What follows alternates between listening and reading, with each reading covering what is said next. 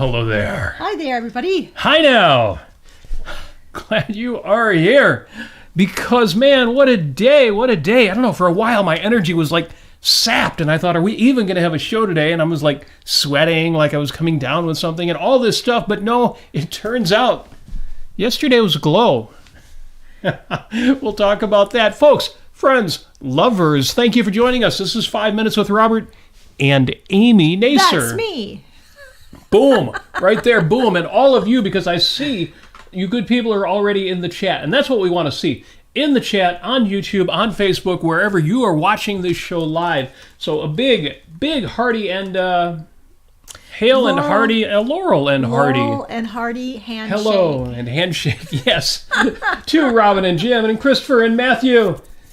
Equal to Reality is in the chat as well, and Christopher Smith. Stephen Katz is back. Hello, Stephen. Hello, Stephen. Good to see you in the chat. Folks, 198. 198. Today is February 18th, 2024, in the year of our Lord. Or Lady. Yes, it's February 18th, 2024, the 49th day of the year. 49 days are under the belt. They've been good. It's been a good year so far. I hope it's been good for you, too. Not the best year yet. You've got 317 days left to make that happen. We're going to do it together. 317 days left in this fine year. And Valentine's Day is also under the belt. Valentine's Day is accomplished. I hope those of you who have a Valentine or are just your own fine Valentine had a good day this week. Or those ladies who had Happy Galentine's Day. Galentines. Galentines. Gallons and gallons of galentines. Because we'll talk about that too. St. Patrick's Day is coming next. Yes. So make sure you are ready to revel in the green in 28 days. Make sure you put green food coloring in everything that you eat. Because that's authentic Irish food. Sure. Yeah. Or just keep those leftovers a little too long. They'll turn out green too. Now, just funning with you. 198, I said 198. What's that all about? Well, this is episode 198 of 5 Minutes with Robert and Amy Nasir. That means 2 more to go until the next big celebration of 200 episodes. If you have any thoughts on how we should celebrate assuming we make it that far, 200 episodes of 5 Minutes, you just say the word. You just let us know. In fact, this time around, because I told you I was a little under the something, weather or whatever it was, earlier, I need user input. I need to hear from all of you good people in the chat, any suggestions you have for episode number 200 of this show, but also, where'd it go? Oh, here we go. Look at this. Look at this. Okay, there you go. My Post-it note of the week. I don't have one. You know, every time I do one of these shows, I also write myself a note, and I share it with you guys. Something that is going to empower me through the week, remind me through the week, even just amuse me from the week. Something good to put on a Post-it note and sometimes it'll be on my computer monitor all week, sometimes it'll be in my bathroom mirror all week. A reminder. You folks who've watched us, you know what the Post-it note of the week is. I haven't got one. I want user input. I want to hear your suggestions for the Post-it note of the week. I'll watch for them in the chat. I'll write them down as we go, and whoever I arbitrarily in my infinite wisdom, decide who is the winner. That will be the Post-it note for the week. You get to decide what is the Post-it note for the week on this episode 198 on February 18th, 2024, the anniversary of Mark Twain publishing The Adventures of Huckleberry Finn. Now, some of you youngins, you might have to be reading, books in high school that are different than what we read in high school. I don't know if your teachers assigned you The Adventures of Huckleberry Finn. No, they didn't. It was a problematic book. Nowadays, back then it wasn't when I was young, back in the 1900s.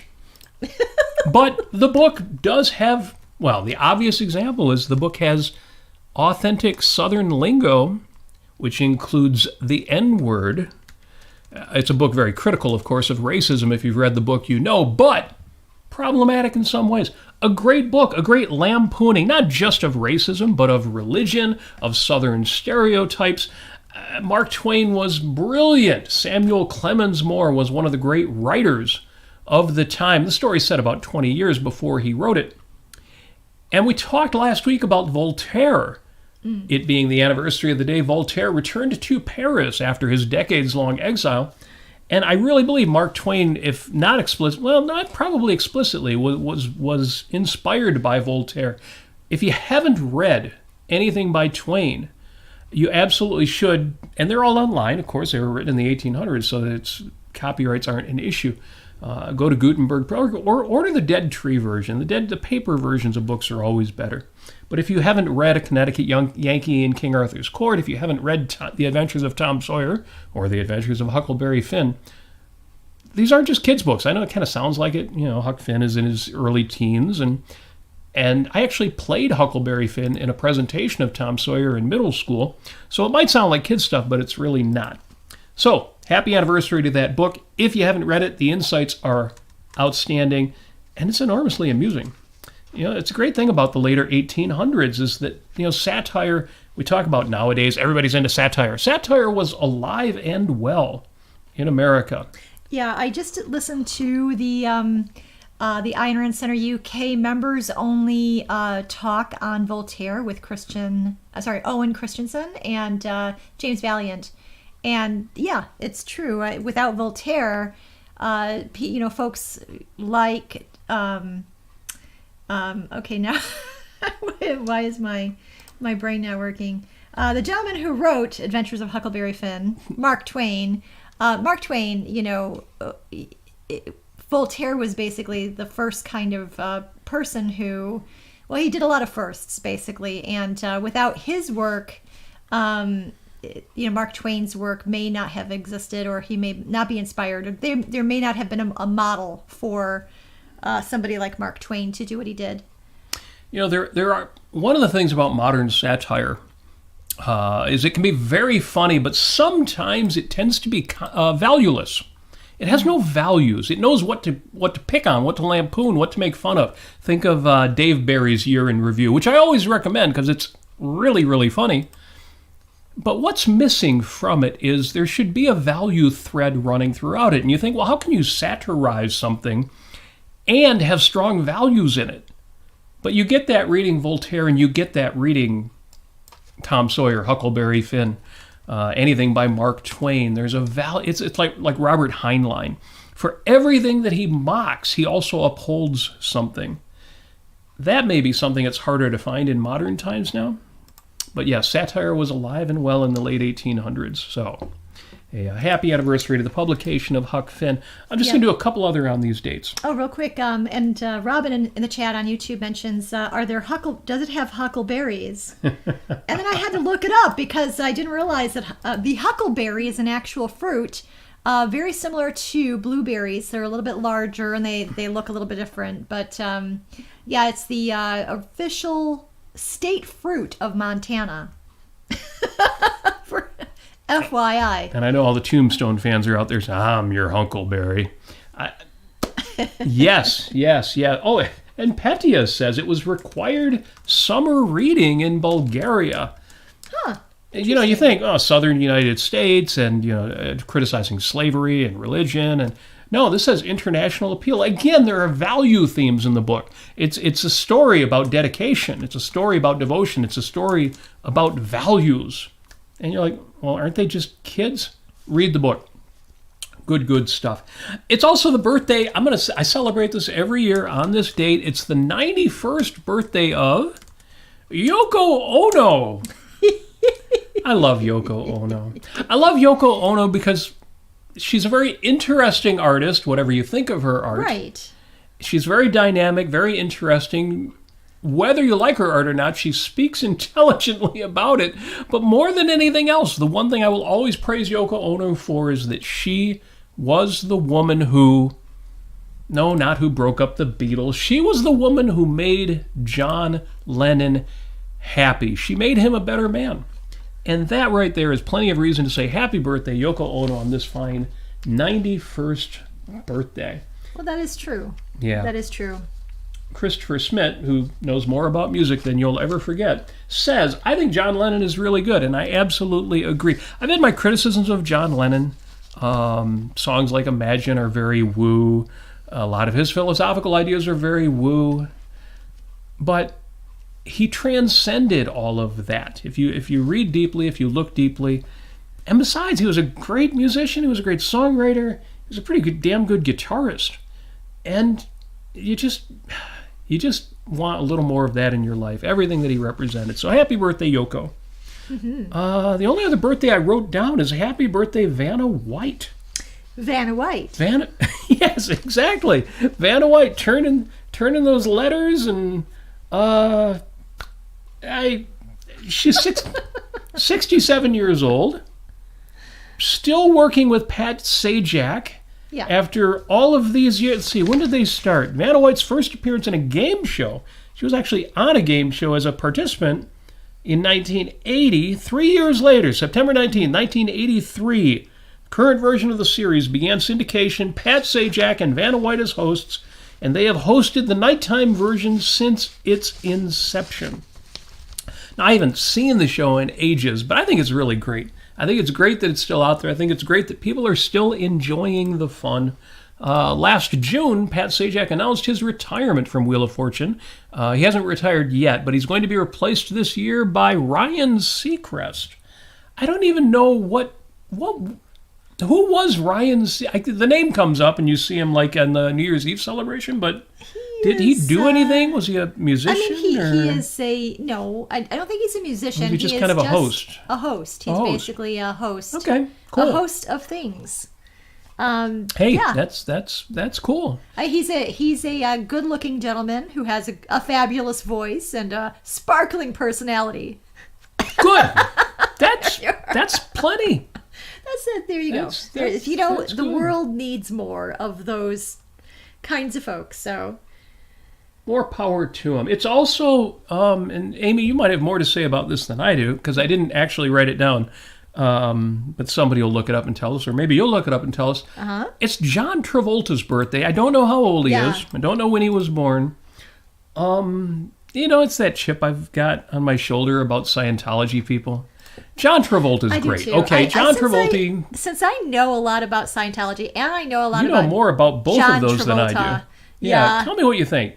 First of all, I'm going to look at the chat. I've got to look and see if anybody's giving me any Post-it notes real quick. So tell us. First of all, I wanted to marry John Travolta. Thankfully, marry John Travolta. I dodged that bullet. That relationship didn't work out. Which left you free to marry Simon Le Bon. Thankfully, I did not do that because I married you instead. Ooh, I am a lucky man. The Emerson, Lake and Palmer fans will appreciate that I am a lucky man. Right. What a lucky man you was. John Travolta, he was just absolutely a stunner. I mean, I fell in love with him during his Vinnie Barbarino days on Welcome Back, Kotter. Poor guy, because, I mean, I feel a bit, excuse me, I'm getting choked up here. I feel a bit sorry for John Travolta. I know a little bit about his life. There is speculation about his sexuality and things like that. He's gone through a lot with regard to his family and tragedies in his family, and the fact that he got in with Scientology at a very young age during that time of being on Welcome Back, Kotter. That, as far as I can understand, that's made his life a lot more miserable, needlessly miserable, especially with Scientology's rejection of psychology. And the fact that I believe he had a son who was autistic, and that was kind of had to be kind of hushed and kept in the closet, and so that's what I understand. He is was a great he did such phenomenal work in the movie Grease and Saturday Night Fever and in other movies as well, but I just can't imagine he has lived as well as he could have lived because he got involved with the wrong people. So, but happy birthday anyway, John Travolta. I hope that you recognize that you have a choice in life.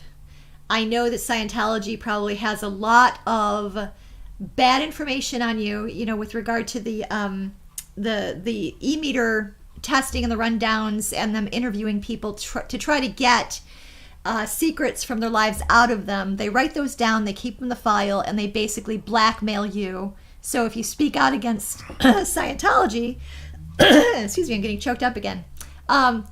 If you speak out against Scientology, they're going to basically reveal all of those secrets and skeletons in your closet. So that must be really difficult.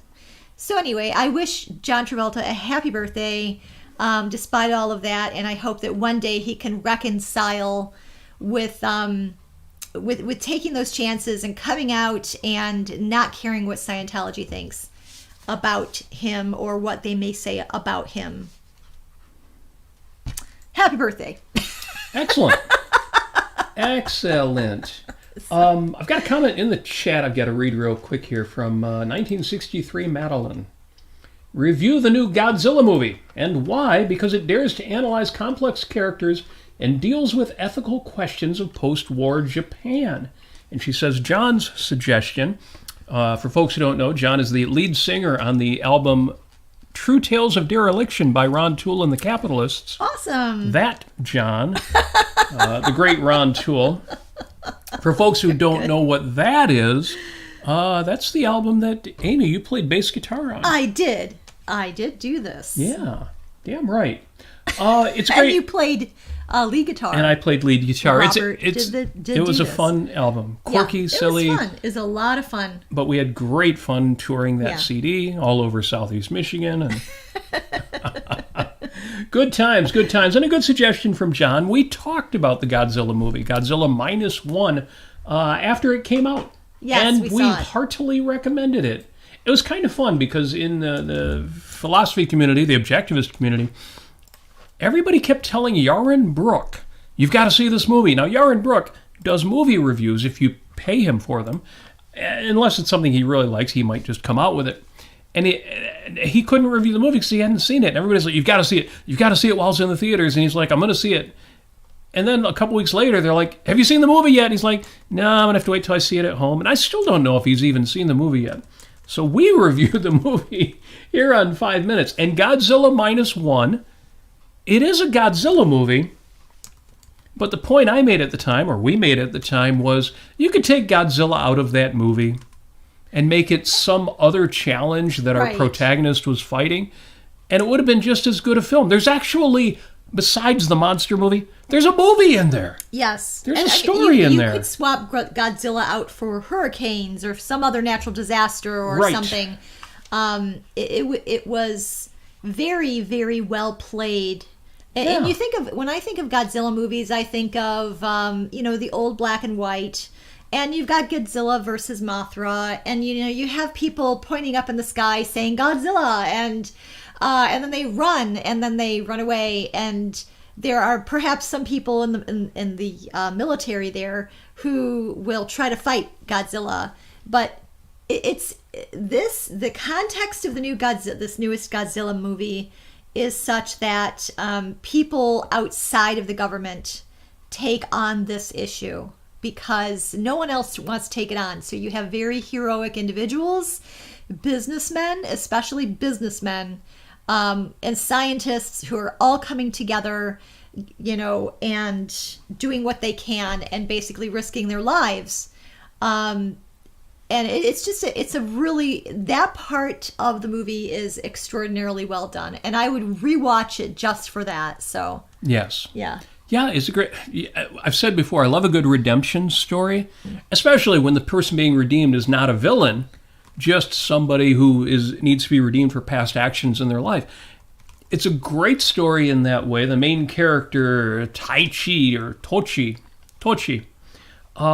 has a story. He goes through a lot, and then he encounters situations where he has to decide what to do. His past makes him make some questionable choices. That all needs to be resolved. His past comes back to him, especially in the character of Takibana, the mechanic who's going to work on a plane that he's going to use, and there's a real conflict there. It's a story. It's a great story. And there's a great twist at the end. Great twist at the end. It's a wonderful film in a lot of ways. So, recommended. And I was apprehensive about seeing it because a lot of modern action films, superhero films, and monster films. They have the same tropes. They're the same old tropes, the same old plot twist, the same big self-sacrifice at the end. And this film does not fall villain to the tropes. Well worth seeing. I heartily recommend it, and it's good. It's good, and it's got other things in it. It's got a family story. It's got a love story. It's got and friendships. Just charming. There are elements of almost like a buddy movie in it. It's amazing that it hits all the right notes. Yes. Despite being, because it really is, a Godzilla movie. It's a monster movie. It's a monster movie. But it's kind of not. It's both. It manages to do both, and it does them both very well. Yes. It's not a perfect movie, but it is surprisingly good. There are really refreshing good. elements in the movie. Very refreshing, especially if you're coming from an objectivist context, I'd say. Yeah, But, yeah. Yep. So, Yes. Madeline, John, thank you for that. I Thank appreciate the suggestion and a chance to tell folks, look, if you haven't seen it yet, see it, watch it. Hopefully you've got a big enough television that it will have theater-type impact on you, because the theater was a great place to see the movie. Oh, by the way, and I said this at the time, if you can only find the one where it's Japanese with English subtitles, and you're looking, where's the one with the English? There isn't one. They did not do an English dub of this movie. At first we thought, maybe there's a theater where we can see it in English. Or I thought that. I don't think Amy cared. She was like, no, we'll go see it in Japanese. It turns out it is only in Japanese, and yet it works just fine with English subtitles. The only there is it's very action heavy, and there's some dialogue that's important as well. Yep. But it's not completely loaded with dialogue. And it just shows, not just tells. So Yeah, Ray says, well, from my understanding, Godzilla movies usually aren't just about Godzilla. You're right. And if it sounds like I'm saying they're all just monster movies and this is the only good one, I don't mean to say that. But this is a good one. So there Right. you go. Now this is something I'd love to learn more about. Ray says, I am grateful to Godzilla because without Godzilla we wouldn't have Power Rangers. We wouldn't have Power Rangers. I suppose, I don't know if there's a direct connection between those two universes, but I can kind of see that there's some continuity there, I guess. It's hard to say because Godzilla was never really my thing, and Power Rangers were never really my thing. So I don't know. Maybe Power Rangers. Maybe my daughter would know more about that. And then you had the Asian lady who was the bad evildoer and her minions. Power Rangers or in Godzilla? And the Power Rangers. I'm just trying to remember. I think the Power Rangers maybe grew sort of very tall, kind of like Ultraman did, if you remember Ultraman. And then they battled perhaps monsters. I'm not entirely sure. Maybe you can refresh my memory in the chat. So yeah, because I have no idea whatsoever. I do remember Ultraman though. I would always take a spoon and hold it up and pretend I was Ultraman. Apollo Zeus says Amy plays bass? Well, you didn't know this? If you didn't know us first as rock stars before you knew us as objectivists, how did you find us if you didn't know us from our band? Very funny. I'm kidding. A little bit. But no, Amy does, Amy plays bass, Amy plays saxophone, Amy plays drums. And on stage, she's not just a noodler at drums. You've done whole shows on drums. Yeah, I can do a lot of things. Yeah. And I also know some guitar chords, and I'm still learning. There's a lot of overlap. Proficient. But There's a lot of overlap in our skills. Yeah. Neither one of us are Neil Peart. No. I always say Amy's a better drummer than I am. I can do a little bit more fills and stuff, but I ain't got the rhythm. Amy's got the rhythm. So if you're going to hire one of us as a drummer, pick Amy. That helps as a flamenco dancer as well, which, by the way, if I can't believe you didn't know that I was a flamenco. You didn't know me from flamenco dance, and maybe he did. But if anybody doesn't know, Amy is a flamenco dancer. That's true. I'm a better piano player than you are. Yes. I've got one thing. My gosh, Robert, you can. So there we go. You can ice skate. Yeah, you can roller all skate. that. Can't do that. Neither one of us can ice skate, but we'll do it anyway. So there we go. All right, I'm just catching up in the chat here, and let me know, did I miss any I got one suggestion for Post-it notes so far, and it's an ironic one, so if I've missed any, let me know, and I will try to keep up here. And the one John Travolta movie I like, Jim Ashley mentioned this before, and we still haven't seen it. The one movie he liked with John Travolta was Phenomenon. And I think my daughter told me I should see that too, and then we never got around to it. Let's do it. Let's put that on our list. We'll watch that this week. And heck, we could do a movie review about it too. Yeah. If anybody wants us to do specific movie reviews, please... or song reviews. Go to our Patreon, and you're certainly welcome to donate and ask for that. Incidentally, we're not going to run late tonight, and the reason we're not is because... we mentioned this guy, Yaron Brook. No, Yaron's going to be on at the top of the hour, and he's doing song reviews tonight, as well as a discussion of ambition. Well, we've already done an episode on ambition. I'm sure we'll talk about that more, too. But I thought, Yaron does song reviews, and people, Yaron, unlike us, is sponsored by Super Chats and by contributions, and we do everything strictly through Patreon. So if you want to be a patron of 5 minutes, you know what to do. Go to robertnacer.com. You'll find a link to our Patreon. Or just go to patreon.com/Robert Nasir. Yeah, with enough money, you can get us to talk about just about anything. That's right. So it's true. I'll make this offer. We will undercut price-wise Yaron Brook. He'll do your song review. Any song you want to listen to, he'll listen to it and review it for $100. I say Amy and I will do it for half that. We'll do it for $50. Yeah. Put $50 in my PayPal account. That's also at robertnacer.com.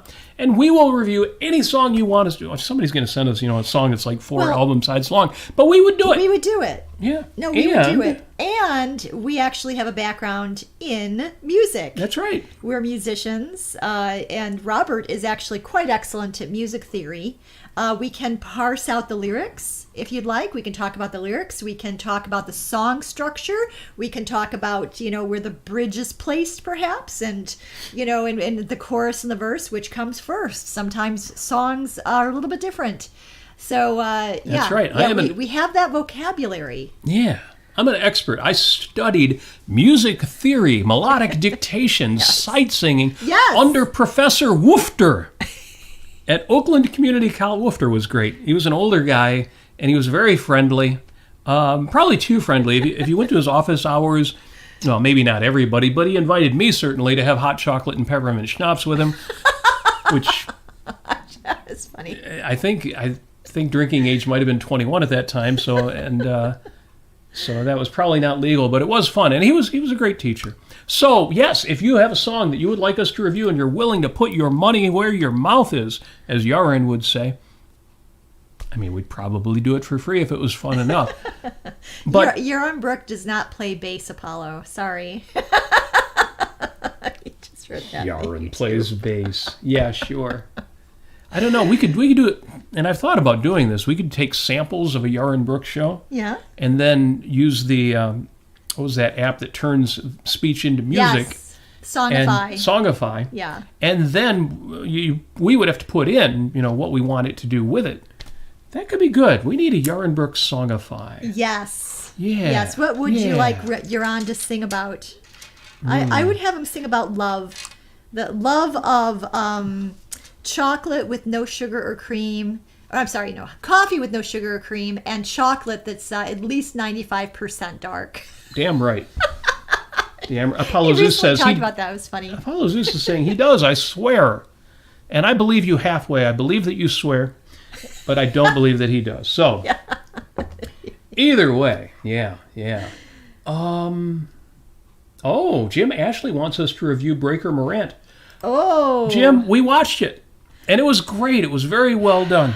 Oh, it was so well done that it was also, as you can imagine, a bit of a heartbreaker.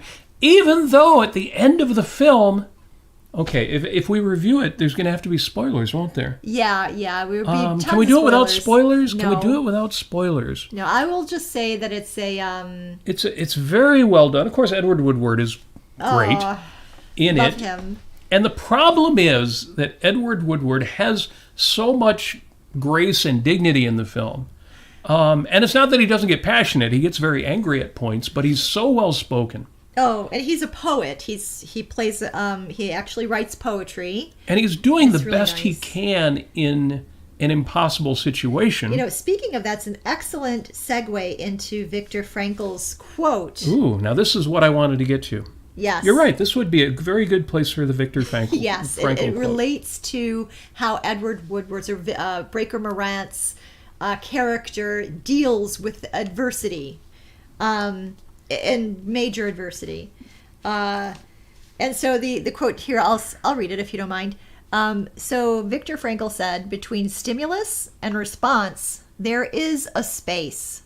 In that space is our power to choose our response.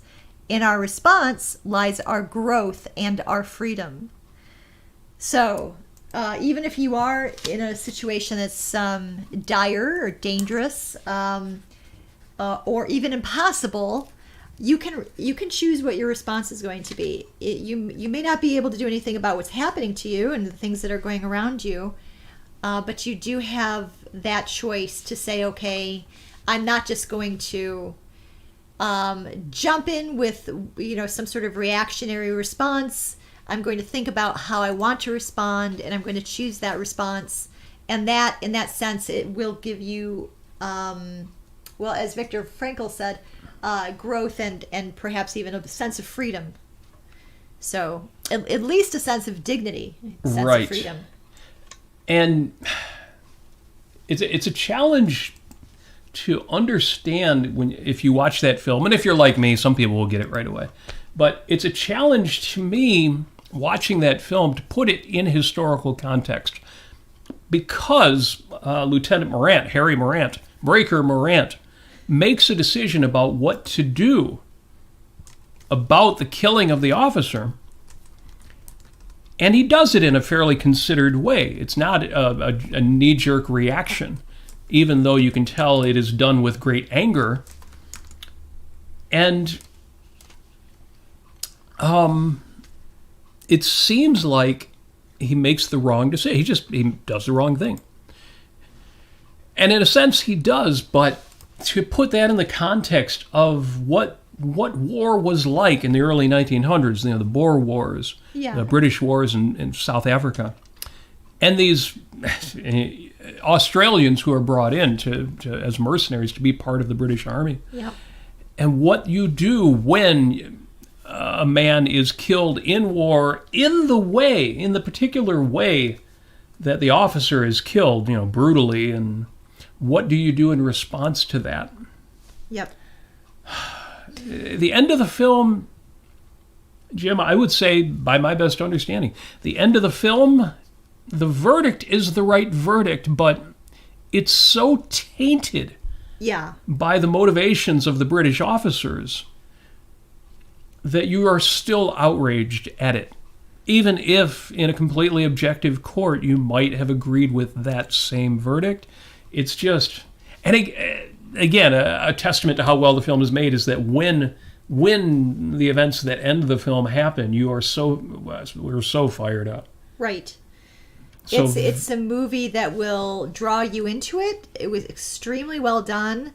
And the ending, it has a bit of a silver lining at the ending, which I won't get into, but not unless you want to. So Jim, if you want to, I don't know, perhaps we can give a full review with spoilers if you'd like to go to our Patreon. Well, yeah, the best part of the film, the funnest part of the film, really, was Major Thomas, the defense attorney, who comes in with no experience. Right. He's done some legal work in Australia as paperwork, and so they're convinced that it's all hopeless.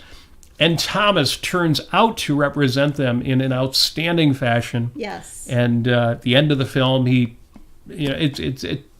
his story, which is not the main story, but his story is one of the most heartening part of the film.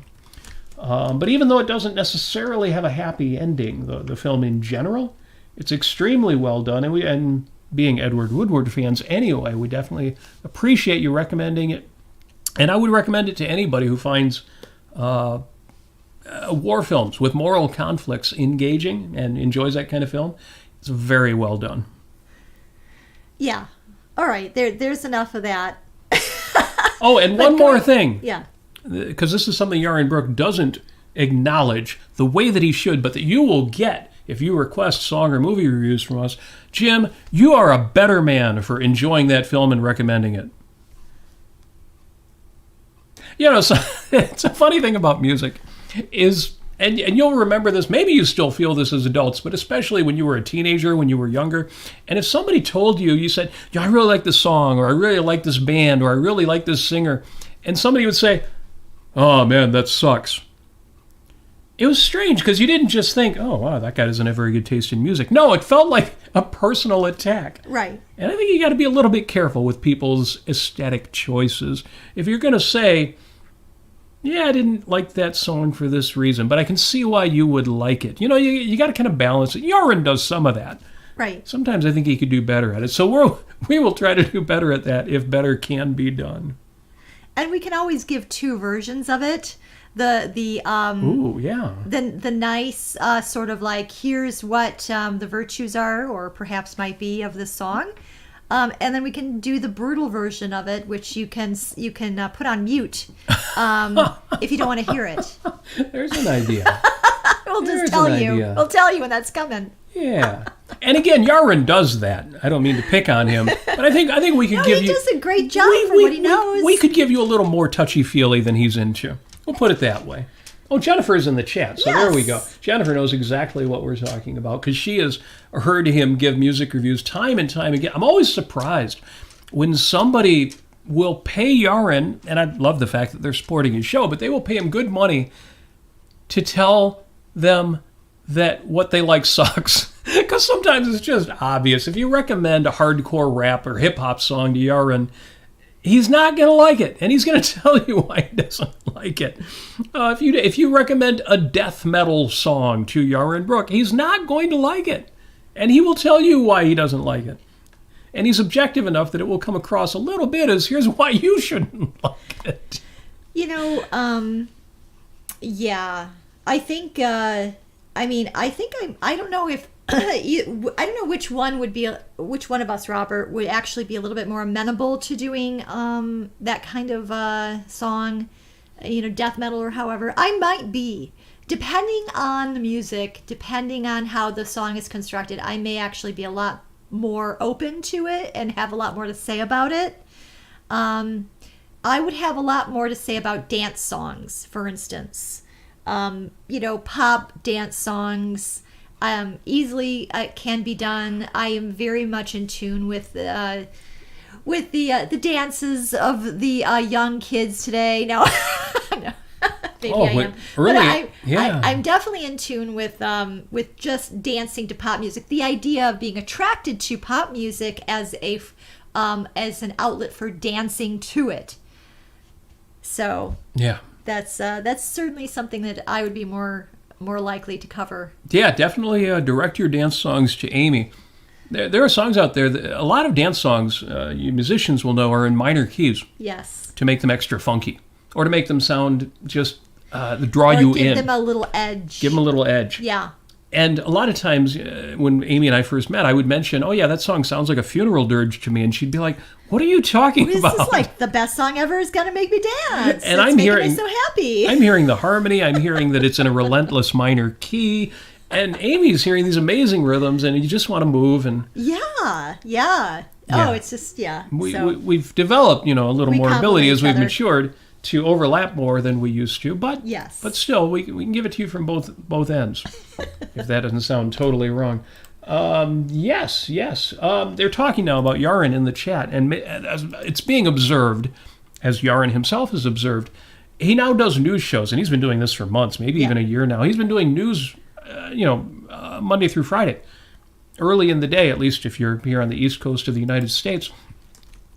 And he says he's becoming less of an optimist. Now, Yaron's been through this before, those of us who've known him for a long time. He has been more optimistic than anybody else out there in Objectivism. And then he's gone through periods where he's been really, really pessimistic. He even did an Ocon talk on why he is optimistic about the future. And then things happen where he gets pessimistic. And I think this is just a cycle. I think because he's following the news, and good news gets reported far less than bad news. I always say good news isn't news. And what I mean by that is not scientific discoveries. Those come out and yeah, that's news. But I mean the regular good news of, a corporation is running fine and they're making decent profits and guys are packing their lunch bucket and going to work and, people are just having good lives. That's not news. No, the stuff that Yaron is sharing with us that he's talking about, this week, for example, Putin has managed to kill another one of his enemies, or maybe just leaving him in Siberia in jail for a year killed him, but whatever, Putin managed to kill another one of his enemies. And everything else going on with Putin getting interviewed by, I even hate to say Tucker Carlson's name, it just, why does this person exist, and how is it that people are into what he does? If I was doing the news the way Yaron does, I would give it up. I would stop doing it. So if he's getting a little more pessimistic, I get it, but he'll turn around. Yeah. He does. Yaron's pessimism and optimism is cyclical. Cyclical? Cyclical. Cyclical. Cyclical? Cyclical. It has cycles. And I know Yaron will be back. Because Yaron just has this effusiveness of spirit that will always cut through whatever else is going on out there. Yeah, that's absolutely true. Just he listen. Has a effusiveness of spirit. Yeah. Yes. Yeah. Jennifer says, Yaron is the man. Yeah, he is the man. Yeah. I know people who criticize Yaron. He's gotten some criticisms lately about, well, I won't even get into it. But you tell me, especially you folks who are fans of Ayn Rand, and especially the ones who consider themselves objectivists, you tell me who out there is doing what Yaron does. Nobody. Anywhere nearly as well as he does. Nobody. Anywhere even in the ballpark. Yeah. And there are great objectivist podcasters out there. Yeah. I love what Mark Pellegrino and James Valiant do on the Ayn Rand Center. And all of my fellow co-hosts on there. Yes. I did a show this week. Title was Irish Antisemitism. I ended up actually hosting that one because Mark had to drop out at the last minute. I get it. They're good. They're good hosts, good shows. My link is in the show notes, incidentally, in the YouTube description. If you want to watch me talk about, why would I be talking about Irish anti-Semitism? Well, you have to listen to the episode to find out. Michael Leibowitz does a great job. He's got his own lot of good podcasters out there. Robert, an Irishman and an anti-Semite walk into a bar. The bartender says, what is this, some kind of joke? Yeah. Sorry, I had to... Hey, I brought a joke to that show. It's an old joke. Christopher Hitchens used to tell it a lot. The guy's hiking through Ireland, comes up on a small town, and right away a sentry comes to him and says, "Stop ye! Tell me, are you Catholic or Protestant?" Because the Irish fought wars over that crap forever. Yeah. And the guy's hiking. He says, "No, actually, I'm an atheist." And the sentry looks confused and looks to the side for a minute, and he finally comes out with, "Well, are you a Catholic atheist or a Protestant atheist?" So yes, I did do an episode on Irish. Just saying it makes me laugh now. Are you a Catholic Jew or a Protestant Jew? Yeah, exactly. Exactly. Sorry, it's a terrible thing to laugh at. It is a terrible. What's wrong with you? What is wrong with us? You'll have to give that up for Lent. That's what it is. All that was that the Israeli team and the Irish team got together, and the team, they decided not to shake their hands. I don't know what to the extent of their reasoning was, or not anti-reasoning was, but anyway, I'm just having a hard time taking that one terribly seriously. But it is terrible. The rate of anti-Semitism, the rate of hatred of Jewish people, and the kinds of threats that they're now living under is truly abysmal. And by the way, Tucker Carlson is a brainless wonder. He is a brainless wonder. That man he is trying to function with a lobotomy. That's the only thing I can think of why he does what he does. But he's good at being who he is. He's got a million people who watch his nonsense. There are certain people who, yes, they're fools, but they're intelligent fools. When he was a little bit younger, our 45th president was very good at what he did, And what he did was stupid, but he was very good at it. And he's, in some ways, he still is. I think he's losing it, but he's losing it less fast than the current president is. So sadly, unless Nikki Haley figures out a way to turn her things around, or unless Trump just gets tired of the whole thing. You know, they started a GoFundMe for him because he just got hit with $350 million because he lost a trial this week. Yes, yeah. I mean, he's always on trial for something. Yeah. And, he's got to pay $350 million. So somebody started a GoFundMe. When I looked at it, it had $500 in it. Now, there is, let me get serious for just a moment. There is a link in the show notes. Look in the description on YouTube or on Facebook. There is a link to a GoFundMe on there that is much more worthy. Michael Leibowitz's partner is currently battling cancer right now. And James Valiant, the wonderful James Valiant, has put up a GoFundMe page just to help them out, to support them during these challenging times. And, it's expensive to do everything they're doing. And they've already got over three-fifths of the $5,000 they were targeting. And Donald Trump's only got $500 of the $350 million he needs. The dude says he's a billionaire. He doesn't need your money. So if you've got an extra, $5, $20, just a little extra scratch you want to do, put out there to help somebody out. I recommend the Michael Leibowitz fundraiser over the Donald Trump fundraiser. Absolutely, absolutely, absolutely. And it's Lent. It's a Lenten season. So maybe you've given something up and you've got, an extra $20 in your pocket there. What did we give up for Lent?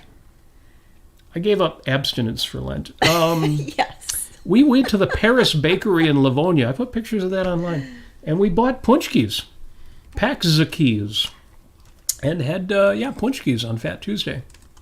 That was cool, too. And it was very well considered because in between every thing that happens to you and what you choose to do about it, you have that moment that Viktor Frankl talks about. Yes. And the reason that came up for me this week, as it always comes up for me, but the reason that specific thing came up for me, if you're not already following Carrie-Ann Biondi on Facebook, you absolutely need to, because she posts what she calls Your Daily Spark. She did this just for fun, almost a year ago. Yeah, I think it's almost been a year. Yeah, she's up to number 280. Well, it's 289 a couple days ago. Yeah, okay. And she posted this, a Stephen Covey quote.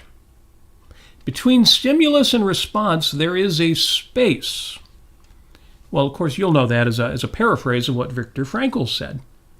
The whole post is from a book by Dan Sanchez. The title is, now get this title, Pivot Deliberately, Not Compulsively. Yeah. Pivot's a big word these days. It just means you're doing something happens, and you change. Yeah, you take action. You take some action, move in a different direction. Not compulsively, but conscientiously. In other words, instead of reacting, you pivot. Cool. I don't know about pivot. Well, it's the word everybody uses now. React just sounds like reacting. It sounds like you're not really choosing what your reaction will be. I like the phrase take action because there's an implicit idea of choice in that. Take action. Yes. Yeah. But it sounds like that to you because you already think that way. Okay. Some people, to take action just means react. Okay. So, either way, that's why we have the conversation. Here's the quote from that book that, again, quotes Stephen Covey, paraphrasing Viktor Frankl. Real quick. A key to peace of mind is to improve your post-activity pivot habits. Instead of pivoting compulsively, form the habit of pivoting deliberately. The point is to take a moment to remind, he changes tenses here. The point is to take a moment to remind myself of and consider at least a few of my options before deciding how I'm going to invest in my next block of time. That reflexive pause will hopefully keep my higher self in the driver's seat and save me from slipping into a base reactive state of being that may feel easy in the moment, but will quickly lead me to feeling powerless and lost. And then he quotes Stephen Covey, between stimulus and response, there is a space. In that space lies our freedom and power to choose our response. And in our response lies our growth and happiness. Unquote. We've talked about this before when we've talked about free will, when we've talked about empowerment and stretching. And I brought it up again last night because we had great fun at Great Lakes Objectivists last night. We did. It was a wild night. Wild night at the Objectivist study group. And mindfulness and focus came up in the conversation because besides all those party topics, we did talk about philosophy. And I made the point that one of the great things about taking a moment before you react to something is reminding yourself that most of your choices aren't binary. Yeah. We were talking, for example, about if you're facing an adversary, whether it's an actual fight or just somebody insulting you online, you get to choose how to react to that. And it's not a matter of either you fight back instinctually, just in whatever blind way you do, or you walk away and ignore it. And I made the point that in between those two reactions, there are like 10 different things you could do. Yeah, I mean, I think the best thing to do is try to evaluate whether or not you're dealing with an actual threat. Thanks to Jean Maroney for that tip. Yes, that's the first thing to do. Is this even a threat to me? Yeah. But realize you can choose. You've got a whole menu of possibilities. And if you're willing to take that moment they talk about and not just react or even just pivot, but say, wait a minute, I got a whole delicious menu of things I can do in response to this guy who's giving me a hard time, or this situation that's challenging me, or this person who's done me some injustice. Yes. And that's the point I want to make before we wrap up, which we will do soon, because I can hear Yaren walking down the hall to that 7 o'clock start time. Right. Metaphorically speaking. In this context, I have shared in the show notes a whole bunch of different things that you can enjoy. Some of you will have already enjoyed them, but this came up on YouTube recently because it's out there. The Prophecy of Atlas Shrugged. There was a film done a few years ago, and when Amy Peikoff was still mainstream because she plays a part of it. A lot of people are in this talking about Ayn Rand and the Prophecy of Atlas Shrugged. How is it that Ayn Rand predicted so much of what's going on right now? And you watch the film and you realize there's even more that I realized. And it took me back to Tea Party times, because that was when Atlas Shrugged was back on the bestseller charts. Right. It was selling, hundreds of thousands of copies a year. 60 years after it was written. Yeah, that's when I was in the GOP trying to promote the idea of individual rights. Amy the Republican. Amy, a member of the Grand Old Party. Oh my gosh. Those Tea Party days. Oh, those Tea Party days. In fact, if you look at the show notes, I've also got a link to a essay entitled, and this is by Tom Bowden, who's always great. Oh, he's great. A Tea Party will fail unless it fully embraces individualism as a moral ideal. The Tea Party will fail. Wait a minute, what's the Tea... Oh, yeah. Well, it turns out this essay was written in 2011. When Obama was in office, and we were all hanging out at the Tea Party. We were going to the rallies. We were listening to the speeches. We were giving some of the speeches, some of the few that didn't have something to do with God, tradition, mother, and apple pie. The Tea Party could have been so good, and it wasn't. It was... I will say the Tea Party was just at least a little bit better because we were part of it in Michigan. That's true. Handing out books, handing out Ayn Rand samplers, letting people know that they should read, The Nature of Rights, or the Man's Rights and the Nature of Government, by Ayn Rand, and all of this. And I'm getting up in front of the Campaign for Liberty people, Ron Paul's group, and talking about individual rights and how important they are. It was very, very interesting, and very sad and somewhat demoralizing. But I did, I did warn everybody about Donald Trump. You warned us. I warned many people about Donald Trump, and you warned me. You warned me about Donald Trump, but you also warned me about Ted Cruz. Yes. Back when I still thought, you guys might remember, Ted Cruz back in those days would go on the floor of the Senate and filibuster the stuff Obama was trying to do. which means you had to stay up all night. You had to stay in the chambers to keep these things from being passed. And he would stand in the Senate and read Atlas Shrugged. Yeah. He would stand around in the Senate, and he's, it's on television. You get to watch him do this.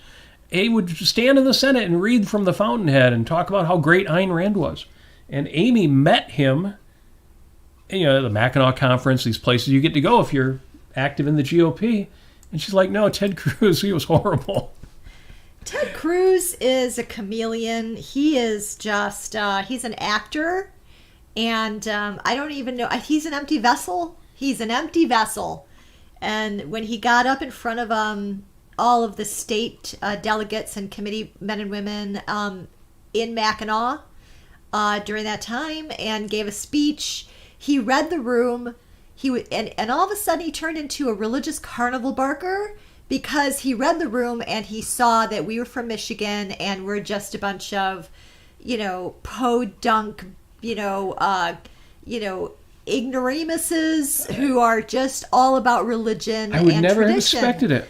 And I was so pissed. I'm like, I can't believe it was just so god awful. If you want to understand if you want to understand Ted Cruz in 2024 and really for the last few years, just imagine if you could combine Dr. Robert Stadler and Floyd Ferris into one character.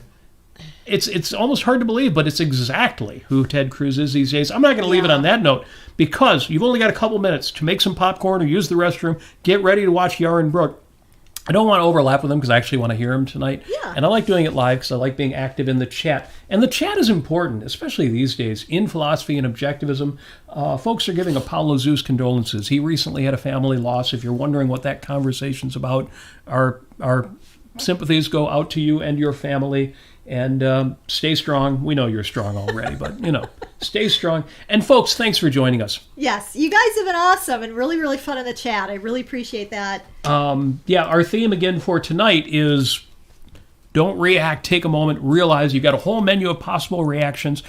But really, we've been talking about a little of everything. It's the kind of show that I wanted to have tonight, feeling a little under the weather earlier today. And you folks, you made it great. You came through. The chat's been good. I didn't have that many any Post-it note suggestions. So I'm going to take the one from Robin and send this one out to all of you because his suggestion was make a Post-it note that says, buy more Post-it notes. So there you go. In fact, I've done this. Some of you will know I've done this before around Christmas time. I've told people, you should have Post-it notes. So when something comes to mind and you have an idea that you should write down and remind yourself throughout the week, you can write it down. I had somebody who tell me, I don't have any of those and, it's not really something I'm budgeting for. I said, well, send me your address. I'll send you some. And I ordered him some and sent them. If any of you are so hard up that you can't afford a stack of Post-it notes and a few Sharpies, a few good permanent markers, you let me know and we will hook you up. Yeah, it's one of my favorite things. But my real favorite thing is the chat. What's going on in the chat? You guys are the best, especially like when you have to wait a couple hours, but YouTube puts the chat back up. I get to read everything all over again.